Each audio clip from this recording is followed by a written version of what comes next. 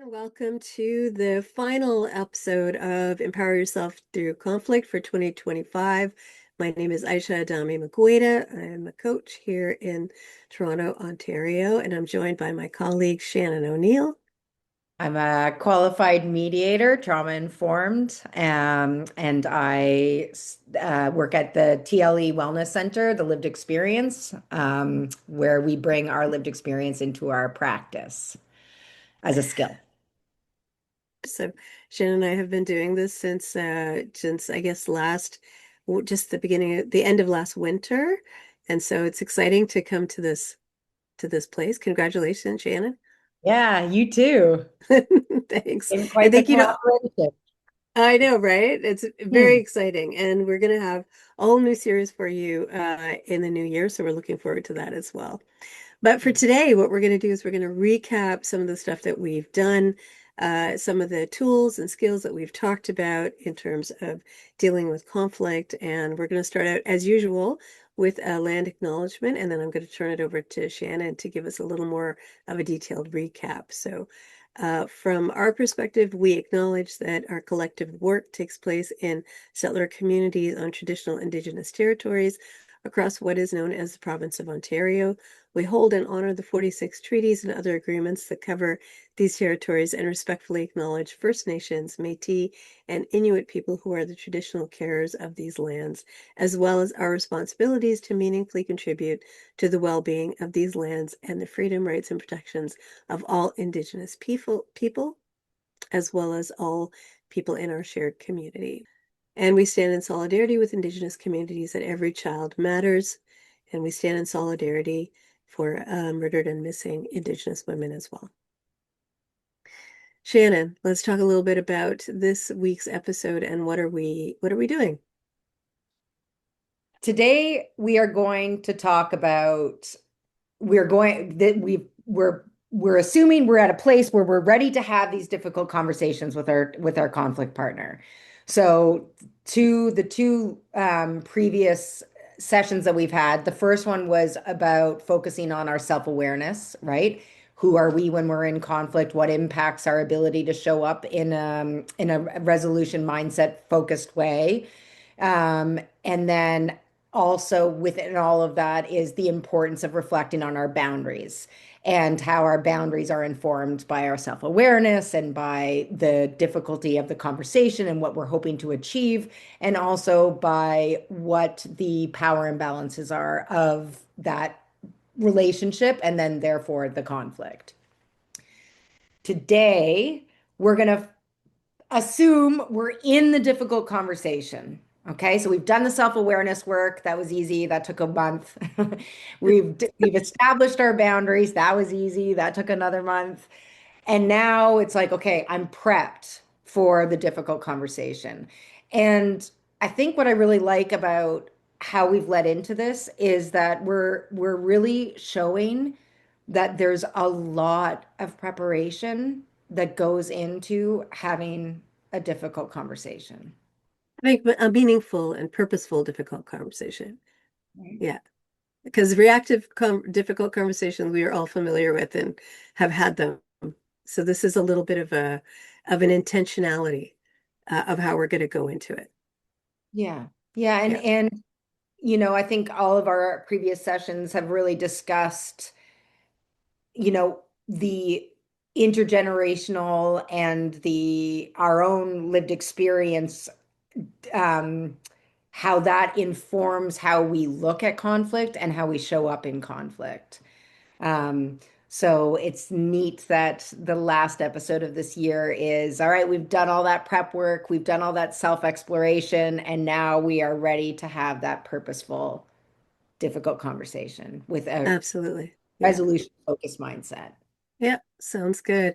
And bearing in mind that we're not stationary or static human beings, so our explorations continue and we continue to evolve as we go forward. So wherever you are in this moment, wherever I am, wherever anyone is, it's to be able to come from that intentional place, as you said, and then continue to grow and evolve. So some of those boundaries might shift, some of those conversations might shift. It's just being where you are in this moment and being able to address it as intentionally and meaningfully as we can. Yeah, right.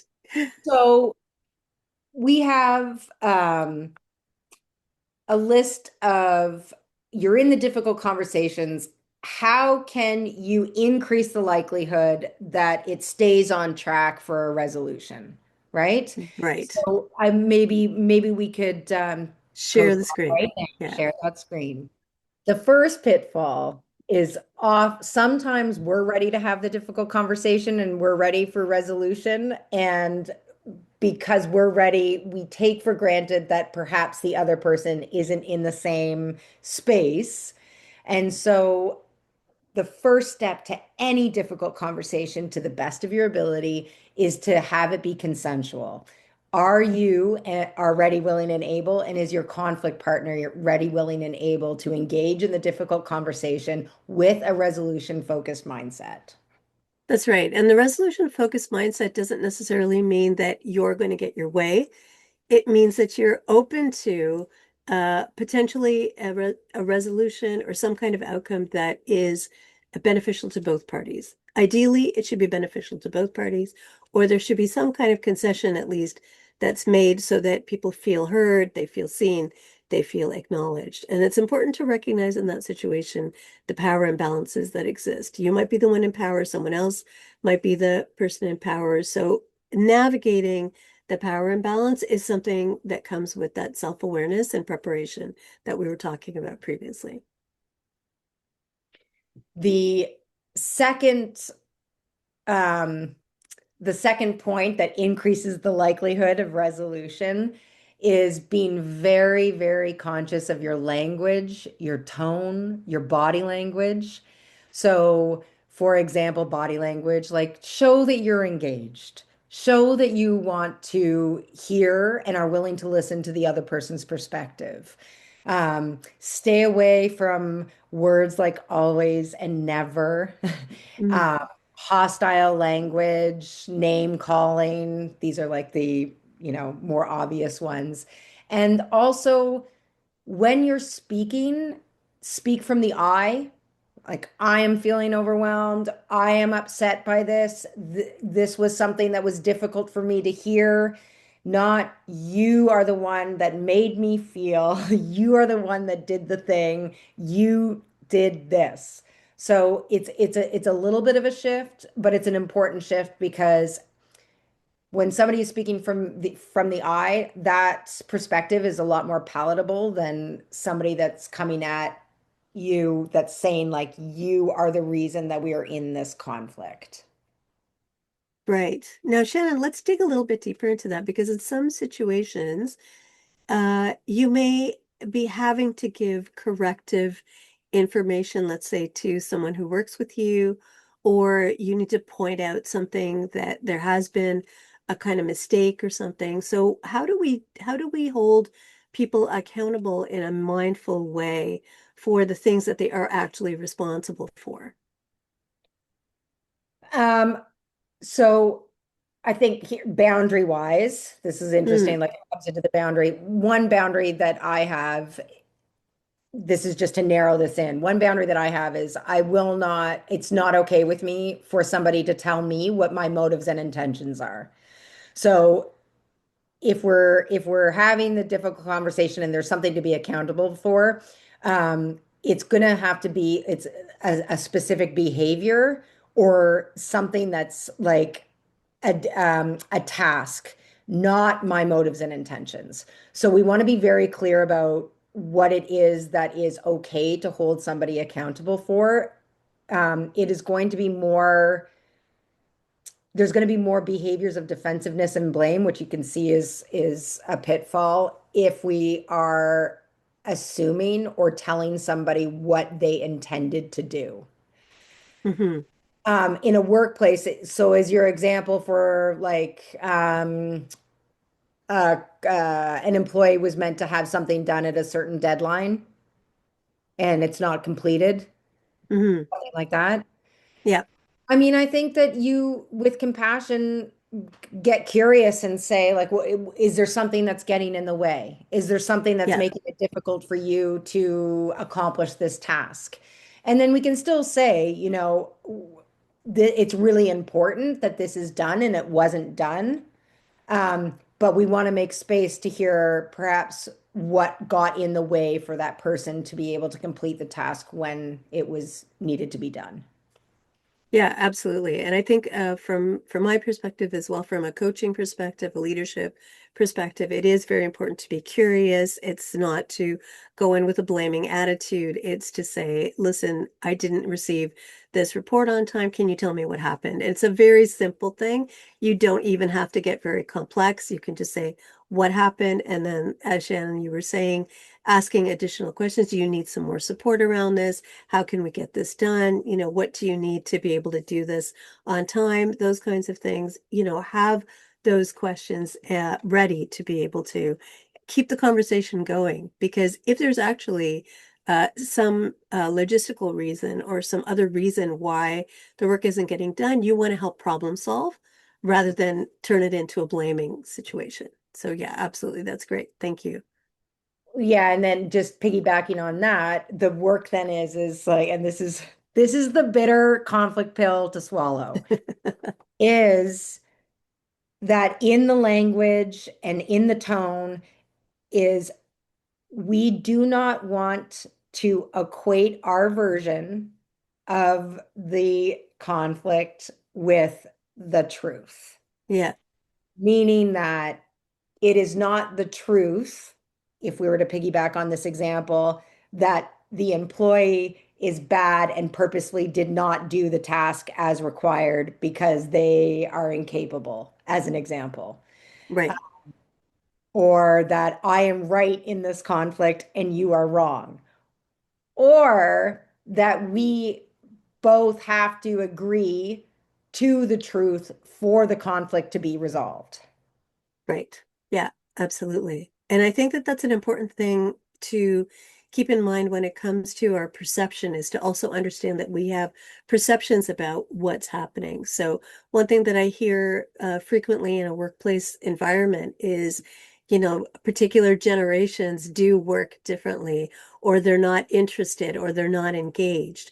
And I think it's really important for those that are in leadership positions to stay away from any kind of stereotyping around around groups of people or generations of people without actually getting to know the person. Sometimes a person could be exhibiting behavior that has a different source, something where they need support, where they need mentorship, where they need direction, where they need leadership, right? And so making an assumption about someone's work habits and based on a stereotype is also one of those applications of the quote unquote the truth that needs to be kind of cut out of your leadership practice Mhm. or even Mhm. your team practice as a Yeah. team member, a fellow team member.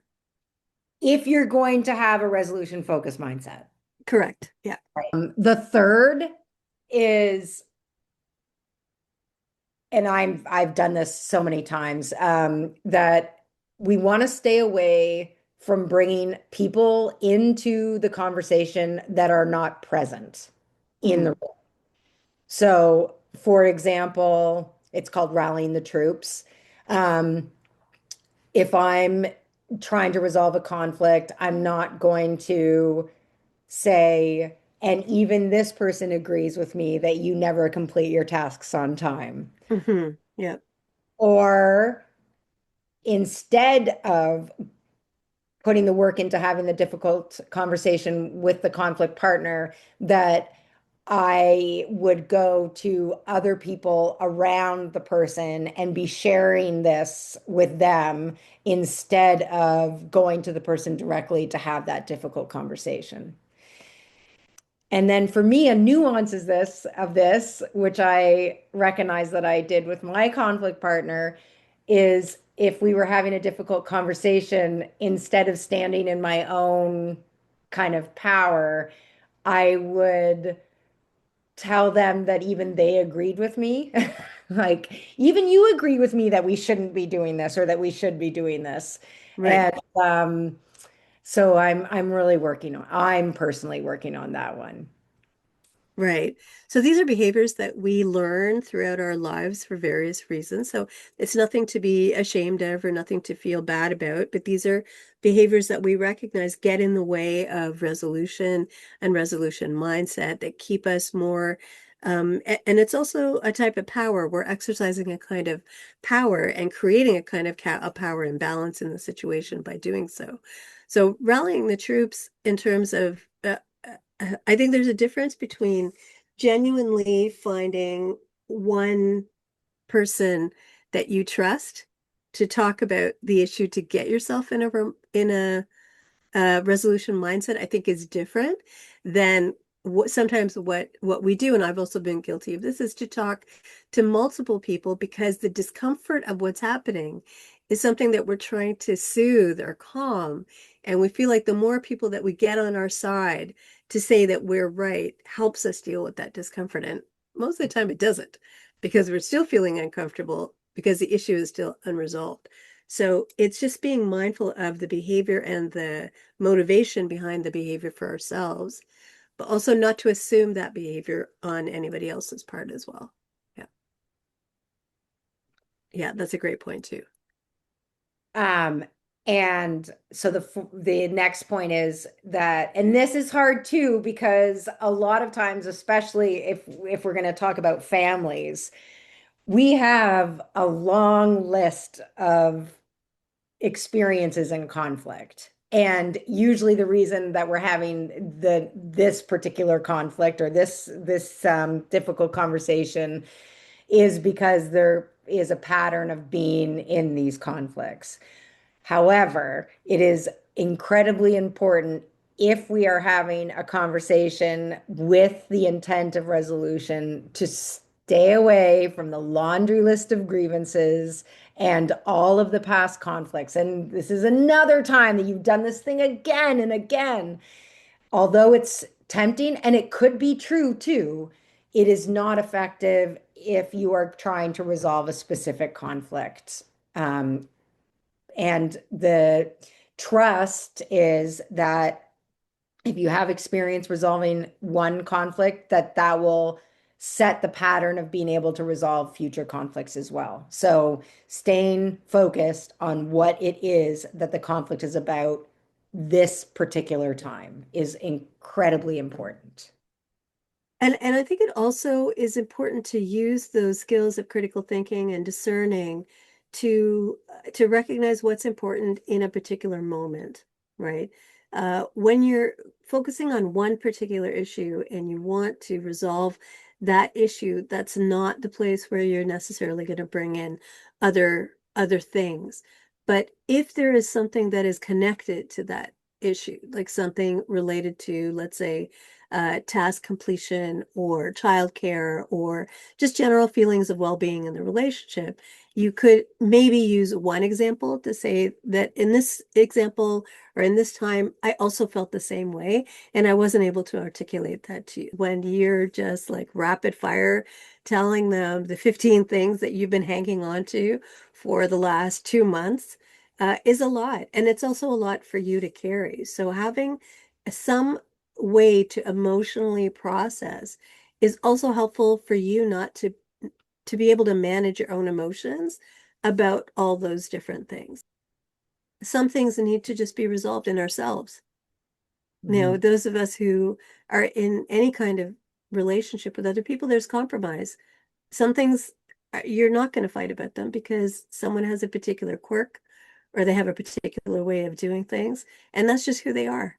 And those are things that we learn to accept in the same way they accept about us. So having that discernment about what do I need to bring up and what's actually important, those are important skills to use in that conversation of staying away from grievances and past conflicts. Well, and that's why all the front end work is so important because it Yes, makes it clearer that helps with your discernment, that's right? right. Yeah. Yeah. Um, and in all of it's the framing of it, right? Yeah. It's the difference between here's all the reasons that I'm justified in being pissed off Yeah.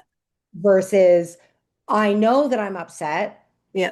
I validate myself in this. Yeah, It's true. I am upset. Here's what I need to move forward. yeah, yeah. So that's the big difference between the laundry list of grievances and what we're saying is if you're feeling those feelings and that discomfort, you're valid. Like that there is something that needs to change. And Mm, you're including that conflict partner in that discussion, and you can negotiate together and collaborate together about what the path forward will look like.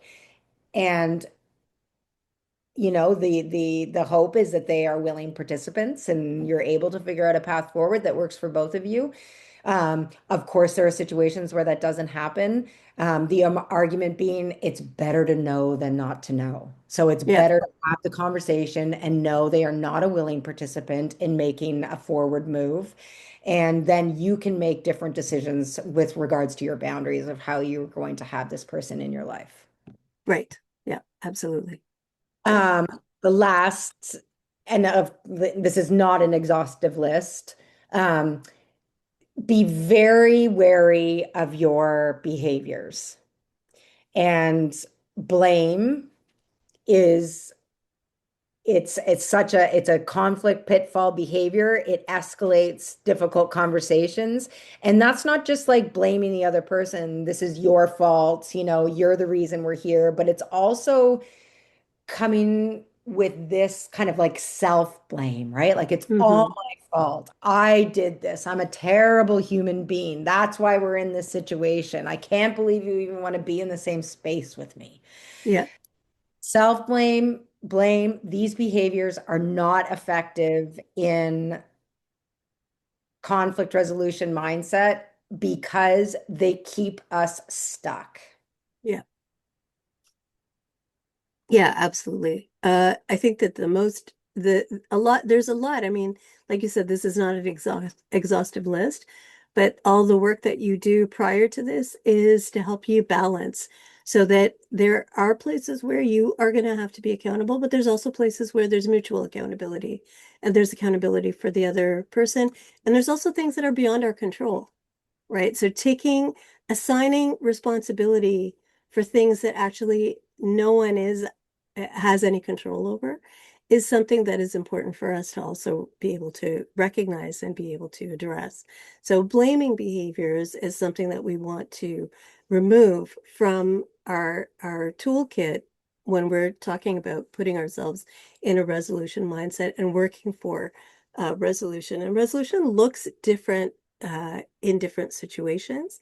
So being open to a resolution that may not be exactly what you want, but is like Shannon was saying earlier, that's collaborative, that you can work on together and find a way through. And one point that we kind of missed talking about was staying rooted in your purpose and focusing on moving forward. So when you're having that conversation with someone, you can course correct at any time. I've been in conversations where I've said something and thought, oh no, that's not what I want to say. And I stop the conversation by saying, just a second, let me just rewind a little bit. That's not what I meant. What I actually meant was this. And then I reposition what I want to say with a focus on what I mean and the result that I'm trying to work towards with that person. And it can feel a little clumsy and it can feel a little strange and it can be a little awkward. But when you start doing it, it gets easier. And then your conflict partner also recognizes that you're making an effort to change your language and change your behavior and change your perceptions and work towards a resolution. And you're also modeling for them something that maybe they would be interested in doing as well, giving themselves a little bit of grace. So, all of these things, all of the steps that we've mentioned today, are common pitfalls that people experience in conflict that prevent them from getting to a resolution.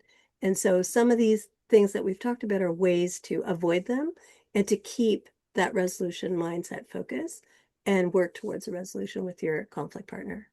Yeah. And just the way you said that level of accountability and I just did a misstep. Mm. Builds trust. Yes, it does. Absolutely, 100%.